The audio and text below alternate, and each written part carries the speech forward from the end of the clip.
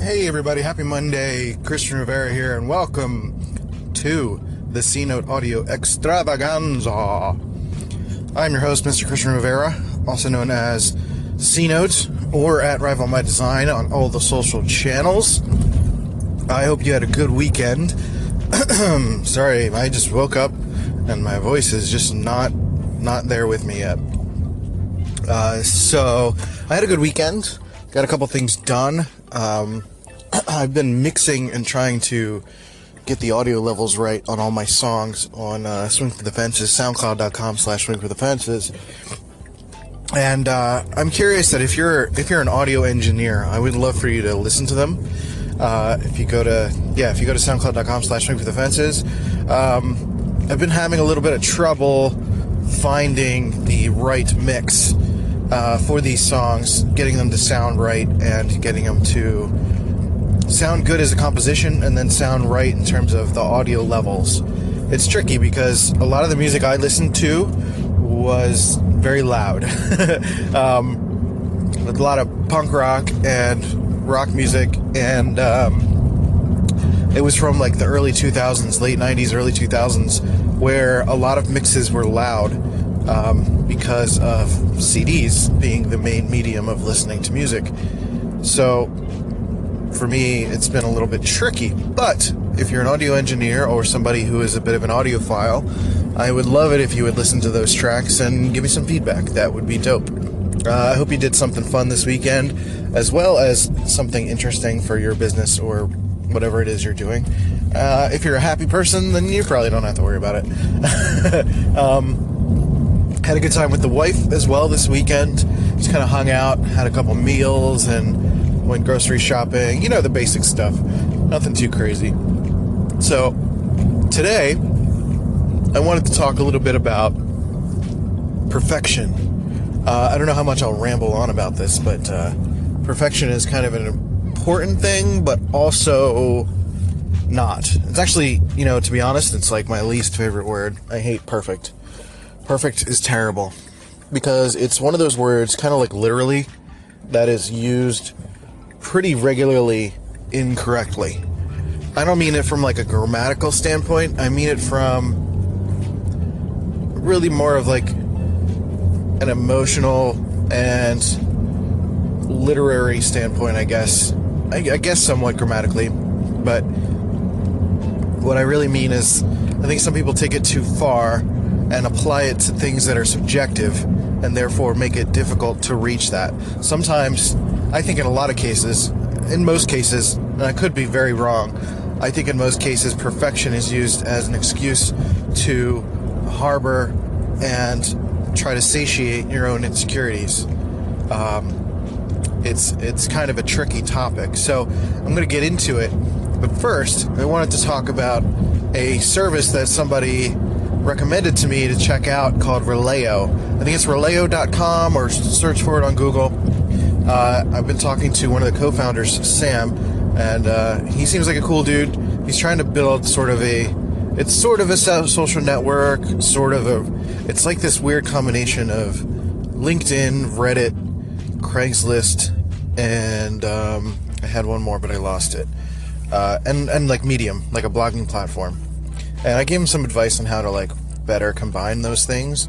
But I think it could be interesting as a marketplace for designers, people who are selling a service or a product, and they can answer questions about that service or product, whether you're helping other young people, designers, whatever, or helping a client answer a question about a logo or something like that. I think it could be a great place for people to come and ask questions about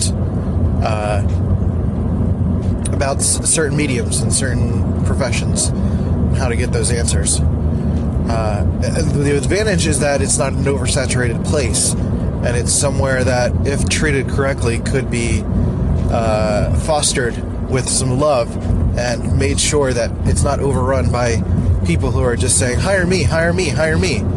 That's the tricky part. I'll talk a little bit about that later, but go check it out, Releo, and let's talk about perfectionism. Okay, so today we're going to talk about perfectionism. Pretty much as I can talk about it. But I'm going to try to cover it, give an overview, give my personal opinion on perfectionism, and maybe give some pros and cons, and then see how this goes.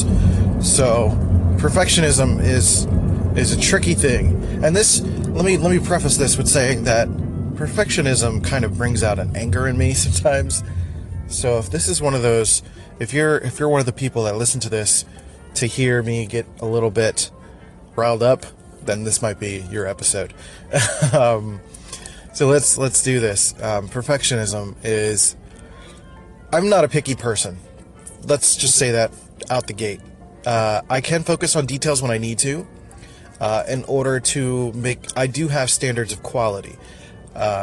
Which makes it a tricky balance, because there's a big difference between great and perfectionism. And I often think the difference between great and perfectionism is paved in insecurity. Now, perfection is often defined subjectively, particularly when it comes to artistic endeavors. If you're painting something that didn't exist before, or building, or doing something that has not existed before, some variation of something, some unique drawing or unique song, perfectionism in terms of the content is almost a wasted effort. You have to, out of experience, you learn what's good and what's great, and learn what is more than adequate to put out into the world. But then there's that level of getting from great to perfect is incrementally wasted time. Meaning, there's often, when you're working on a project and you define in your head what perfect is, what 100% of this goal is. If it's, again, it's about defining the subjective version of perfect, meaning your version of perfect, not somebody else's. It's yours. So if you're working on a design and you have an idea of what you want it to be, that's what I mean when I say 100%. So oftentimes, when you're working on a project and you define what that 100% is, usually around the 75% mark, it's good enough to get out into the world. It's passable. And then you get to maybe about 85%, and that's when it's like, great. So I'd say it's really defined by good, great, and perfect. You always want to get past the good threshold. You don't want to do bad work. You don't want to do something that's clumsy and then say, oh, well, I don't care about the details. It's not perfect, blah, blah, blah, blah, blah. Well, if it's not good, it's not good. It has to actually be good. So that's the tricky part. And it's tricky to define that, because then that's also subjective. But it's about experience in defining quality over time. Again, it's much easier to fall into this trap when you're a younger person, younger designer, musician, etc., because you just want to be, you feel like you have something to prove, and you take a lot more time to push the pixels or the bars or whatever and get it to a place that you're happy with. But likely, no matter what you do, when you look back on it in 10 years, you're going to feel like it looks like shit anyway. So, I don't know, I always preach making a mess quickly. Focus on working quickly, first and foremost, especially if you're a young designer. Focus on both the skills, of course, but working quickly, because the more projects you do, the more experience you gain, and therefore you'll be doing things quicker and at more quality at a quicker pace. So it's like, look at Beam News, for example, Casey Neistat's company. He's been publicly putting out there that they're trying things and they're experimenting. They're moving quickly to try new ideas and iterate on them until they get to that point of feeling good. Not perfection, to where it feels good. And then they can iterate on that. And that's another part of perfection that I can touch on, is leaving yourself the ceiling to grow. Because if you feel like something is perfect, you're not going to see the flaws in it later. Or maybe you'll see the flaws in it later and you'll get upset about it. So next we'll talk about the cons specifically of perfectionism. Okay, so the cons of perfectionism. It's frustrating. It's frustrating on so many levels. It's frustrating to put a level of perfectionism on yourself, first of all, because you're really just trying to appease your own insecurity, like I've said a couple times already. It's particularly when you're delivering something for a client or you're delivering something for someone else. Your perfectionism doesn't matter, because likely the first round of you doing something is going to change. So that the more you put into perfecting it, especially in the first round, the more you're setting yourself up for disappointment when inevitably someone changes it and they're not excited about your vision and what you saw and what you spent so much time on. So it's really about making sure that you're valuing your time. And often perfectionism is a skewed value of your own time. You don't understand that after a certain time, you're pixel pushing and making little tweaks and staring at something from 5 feet away, 10 feet away, 15 feet away, and you're just wasting your time. It's very, very unlikely that somebody will notice those little imperfections, and very low possibility that someone will actually call you out on those imperfections. Now, if it goes to the next round and somebody else calls it out, great, that's fine. That's not going to make you look bad. It's easy to miss little things. So you just get as quickly as you can to the point where you could put it out there and get feedback from somebody. Usually that search for perfection, that difference between great and perfect, is the time when you need to ask for communication the most, when you need to ask for feedback from somebody. Because you're judging yourself, you're judging your work over and over and over again.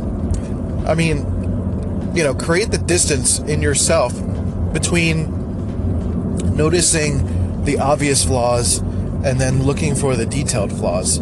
I mean, you should always be thinking about the details, but not to the point where it's wasting your time. That's kind of what I'm trying to say. And then it gets even more frustrating when somebody else you're working with is a perfectionist towards you, whether it's a director or a manager or a client. It's super frustrating, especially when you're a designer. I find that a perfectionist in the design world is akin to a grammar Nazi, just pointing out every little flaw, but not realizing that language in a lot of ways is also subjective. Everybody understands the same type of language, but if you say it in a way that someone understands, then the actual words that you use don't always matter. Does that make sense?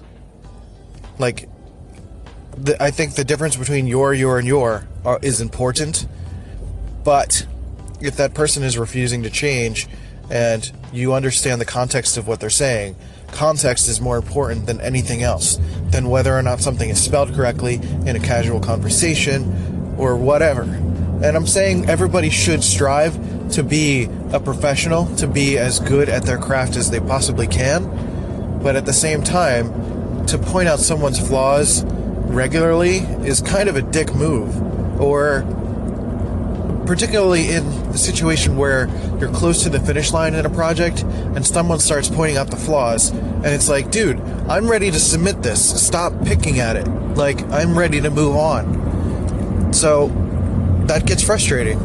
It's very, very frustrating. And I think the biggest thing, while it's frustrating for someone on the outside coming to the inside and making their comments about it, I think it starts with you as the designer, photographer, musician, whatever. It starts with you, the person that is judging your own work, because ultimately you're judging yourself negatively, and that doesn't help you. It doesn't help at all. It wastes your time, and that's the important thing. That's the number one thing, is your time. Your time is the most valuable currency that you will have throughout your entire life. Money doesn't mean shit. Your time is what matters. You have a ton of time when you're a kid, so you had the time to work out experience and figure things out. But when you start to get older, particularly, you got to stop wasting your time on those little things that don't matter. And those are those details. Just get it out there and then fix them later.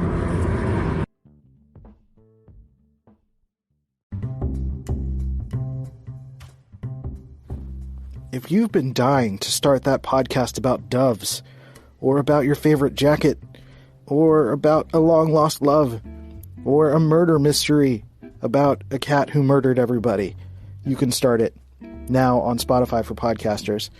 I've been on Anchor for a long time, and now it is officially Spotify for podcasters, and it has been a platform that has been growing for forever. And I love it, and I still use it to this day, and it has hosted this podcast for 500 plus episodes now. So I highly recommend it. It is free to use. Spotify for podcasters lets you record and edit podcasts right from your phone or computer. So no matter what your setup is like, you can start creating today. I'm literally on my bed recording on my, the phone is on the bed, and I'm just talking, and it's not that complicated. And then you can distribute your podcast on Spotify and everywhere else that podcasts are heard. So video podcasts are available too if you want to show your pretty face and have people see you. And you can do all that too. So just do it. It's totally free, no catch. Give it a try. Spotify for podcasters. Let's go.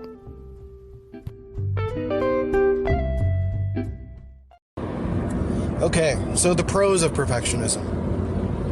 I think it's good to have a perfectionist around, if you're not one yourself, to at least help you in that final phase purposefully. If you pull them in and you say, hey, I need you to scrutinize this and let me know what you feel are details that need to be adjusted. And the trick is that you don't necessarily have to do all of those things that they request. You decide what is worth your time to fix, and then you fix them. But I think it's nice to have someone around, if it's not you, that can look at those things, and you can use them as a consult in a way. But the trick is, again, to make sure you're valuing your time and not doing something that isn't a quick adjustment. Something that's going to take rearranging the whole thing is not worth it, because you're introducing more variables and things will get more messy. But having the perfectionist around is good, and having some sense of quality and perfectionism is also very good. The important point I want to stress here is that I'm saying perfectionism can be bad, and I think it's bad. I think it's often rooted in insecurity.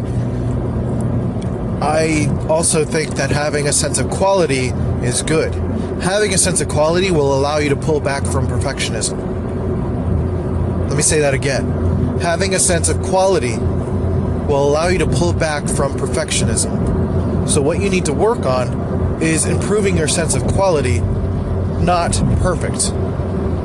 Does that make sense? They're two very, very different things.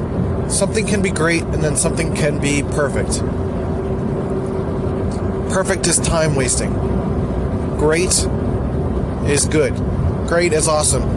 Great, you can get it out there, and then if you see something later that you can improve on it in the next one. Because often perfect doesn't allow you to get to the next thing.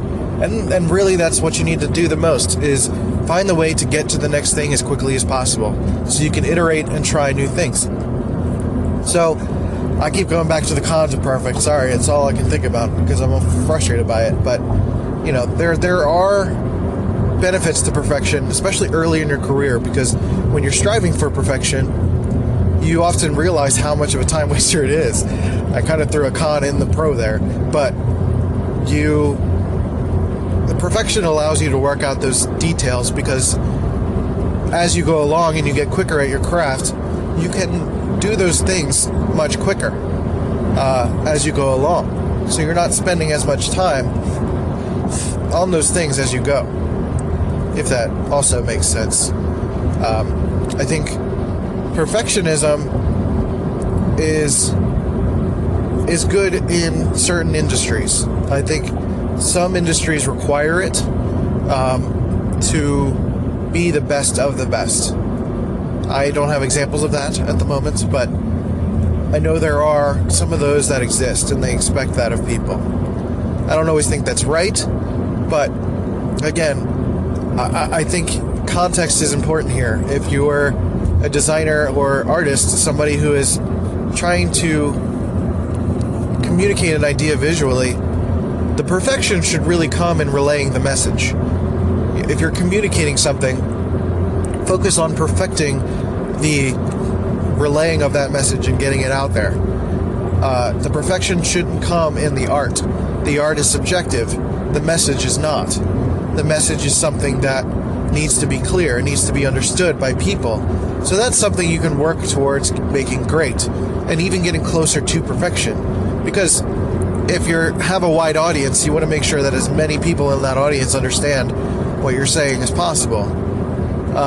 And then you put the art wrapper around that. And sometimes you use design itself to make that better. But point being, I think we should practice more and more the idea of separating great from perfect, and then making sure to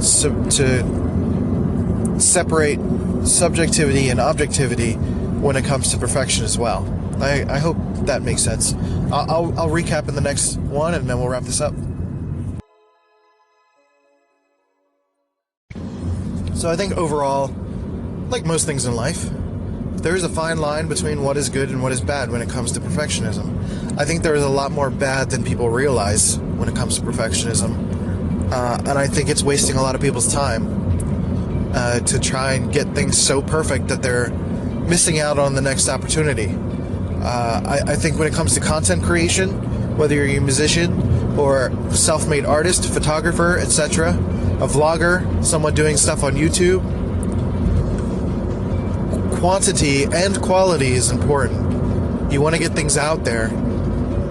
You don't want to scrutinize so much that it becomes a negative thing. And you want to be able to get to the point where you're cranking out content quickly and it's good quality. And that's really what it is. Making sure you're getting close to both. Perfectionism keeps you from doing things quicker. So, you should really scrutinize yourself on how perfect you're trying to be. And think about whether that perfection is rooted in getting that quality, or am I trying to appease my own insecurity? Am I unsure about my quality? Am I trying to prove something to someone? Am I doing it out of fear? Do I think that the person that I'm doing this for is not going to like it? Or you're unsure. At any point in your design or music or whatever you're doing for a client, and you're unsure about something, you should ask them. I'm going to say that one more time. If you're unsure about something when it comes to delivering something for a client, you should ask them. Stop with this fear and this anxiety and this jumbling in your head of like, oh, but... Stop. If you have to say, oh, but, then you're being a butt. Sorry. Anyway, seriously though, if you were making excuses and saying that, making assumptions about what someone's going to say about something, you should let go of all of that. Let go of the idea that you know what someone's going to say. Try to be predictive in terms of their quality, and if you know them over and over again, you know what kind of quality they appreciate and they like, then make it aesthetically as close as possible. But if you're presenting something to someone or you're asking them a question, you can easily just qualify what you're going to say first. Like if you have to show them something and say, hey, I'm not trying to judge this aesthetically, so don't look at this visually. I want to know, does this message come across? Because I'm still working on this. You can qualify things. You could say before you go into something that, this equals this and don't look at this, or you should look at this, or I have this very specific question and I'm a little stuck. And people will appreciate the fact that you're looking to them for advice. Even clients, you're paying them, or they're paying you rather, and they understand that you should be the expert, but the client knows that they're going to be giving their input at the end of the day, because it's like you're trying to provide your quality and your expertise, but they're also going to try to inject theirs, so you might as well ask them and see if this hits the mark. That's pretty much it. Are you going to sit and stare at your computer and just guess? That's a waste of time. Again, it's about valuing your time. I'm telling you, once you make the shift to understand that your time is the most valuable thing that you understand, that you have, then you'll stop wasting your time on these things. You'll start feeling that thing in your head start to creep in of like, oh God, I'm wasting time. What am I doing? Trust me, that will change everything. So quit wasting your time on perfectionism. Stop being insecure, and stop worrying so much about getting to this arbitrary place where everything is perfect. Nothing's ever going to be perfect. The job's never going to be done unless it's a perfect game in a baseball game. It's not perfect. It's just not going to happen. What you should focus on is increasing your quality, increasing your speed, or your squeed. I don't know what squeed is, but you should increase your speed and just get things out. Just get things done, get things out, and you can fix it next time. So we'll wrap it up with the outro next time. So I would like to know, what are your thoughts on perfectionism? Is it something that you fall into the trap of? Is it something you feel like you can't avoid? Is it something you don't think about at all? Is it something that is hurting you actually by not having enough of it? That would be kind of interesting. I would love to hear where you fall on that spectrum and how it's affecting you, and if you have any questions regarding perfectionism and speed of service and quality, would love to talk about it. Leave a call in if you're on anchor.fm/Christian-Rivera, or you can follow the podcast on any of your podcast platforms. Just look up the C-Note Audio Extravaganza, and it comes up right there. And this has been me, your host, Mr. Christian Rivera. You can find all my stuff at howmynameischristian.com, or go to Rival My Design on all social platforms, and also follow Future Boy Media. I'm thinking about consolidating everything and putting it all under my name, because I also have a comedy podcast called Zero Laugh Track, and a couple other things that are kind of spreading myself too thin. So I'm curious about that also. If you're a person that has been successful in creating a personal brand, well, A, you're probably not listening to this because you're busy, but B, what are your thoughts on creating focus and consolidating a brand? If you look at my stuff, I would love to get your feedback and hear how I can make that better. So with that, I hope you have a great day. Take care of each other. Do something nice for someone. Don't run with scissors, as my friend Kelsey would say. And I'll catch you next time.